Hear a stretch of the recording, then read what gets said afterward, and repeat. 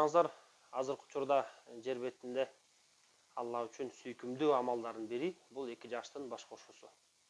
Бул Алла Таалага өтө сүйкүмдүү амалдардын бири. Ошонун каршысында эле Алланын алдында ажырашуу бул эң жек көрүлгөн амалдардын бири. Хадис айтылат: "Абгадул мубахат индаллах талак". Алланын алдында уруксат берилген, бирок жек көрүлгөн амал, уруксат бергенине карабастан жек көрүлгөн амал бул ажырашуу дейт.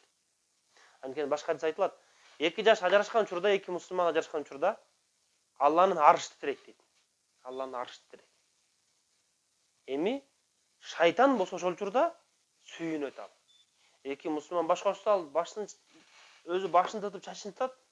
Эки жаш ажырашса өтө сүйүнөт. Ага бир окуя мисал келтирели.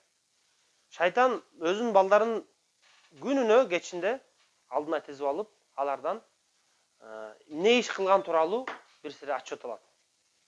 Бир баласы айтат: "Менин себебимден бирөө уурулук кыл" дейт. Бирөө айтат: "Менин себебимден бирөө алдады". Бирөө: "Менин себебимден бүгүн бир адамды өлтүрдү" дейт. Бирөө зина кылды дейт. Бирөө жана башка бир күнөө кылды деп. Барып эң акырында бир баласы айтат: "Менин себебимден бүгүн эки жаш ажырашты" дейт. Эки жаш ажырашты. Десе атасы сүйүнгөндөн баягы баласын тургуза алып, шайтан далына чаап, "Мына азаматсың, чындап иш кылган сен экенсиң" деп. Кандай сонун деп? Анан башкалар мактайт. "Башка бириң да жакшы иш кылып турсуң, мына ушул сонун иш кылып тур чындап эле" деп. Шайтан сүйүнөт ал.